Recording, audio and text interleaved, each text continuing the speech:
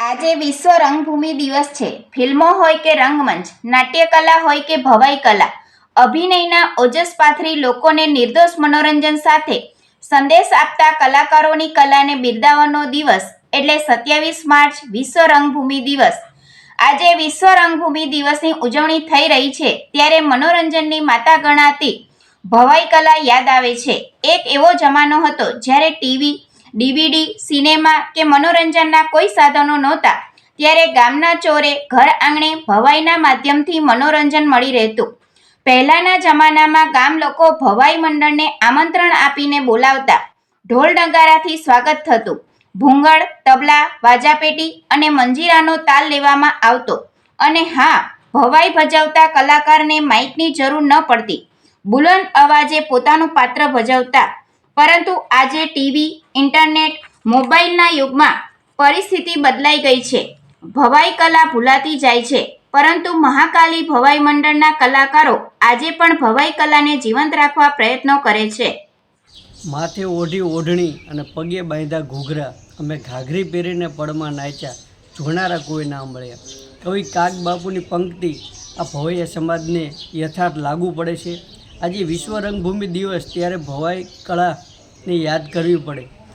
આ ભવાઈ કળાને સંસ્કૃતિને ટકાવી રાખવાનું કામ કરેલું છે, પરંતુ અત્યારે મૃતપાય થતી જઈ રહી છે। ત્યારે સરકારશ્રીને એક જ વિનંતી કે સરકારી યોજનાના પ્રચાર અને પ્રસાર માટે જો આ ભવાઈ કલાકારોને સ્થાન આપવામાં આવે તો જ ભવાઈના ભૂંગળ બચી શકે તેમ છે। વિસરાતી જતી ભવાઈ કલાને પ્રોત્સાહન મળવું જોઈએ। સરકાર દ્વારા તેને સંરક્ષિત લોકકલા જાહેર કરી પ્રોત્સાહિત કરે। સરકારના સ્વચ્છતા અભિયાન, બેટી બચાવો, એઇડ્સ જાગૃતિ, કન્યા કેળવણી, સાક્ષરતા અભિયાન વગેરે જેવા અભિયાન સાથે ભવાઈના કલાકારોને જોડી પ્રોત્સાહન આપવામાં આવે।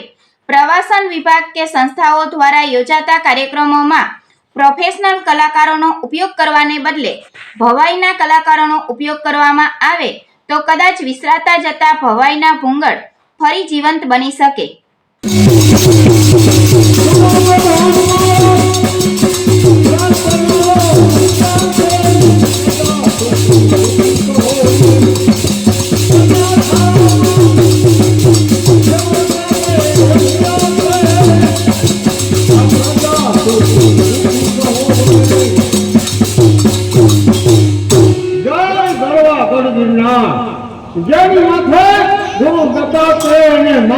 આપણા માતૃશ્રી અને રાણી વાસો સૌને જુનાગઢની જાત્રાએ ગયા હતા, તો જુનાગઢના રાયે આપણી માતૃશ્રીનું અપમાન કર્યું છે, અને માતૃશ્રીને ચૂડો પહેરવાનું કીધું છે। તો મેં પ્રતિજ્ઞા કરી છે 1 મહિનાની અંદર તો જુનાગઢ જીતવાનું છે। હું જુનાગઢ જીતવા માટે જાઉં છું। મરી જઈશું, બધા મરી જવાના, બધા મરી જવાના।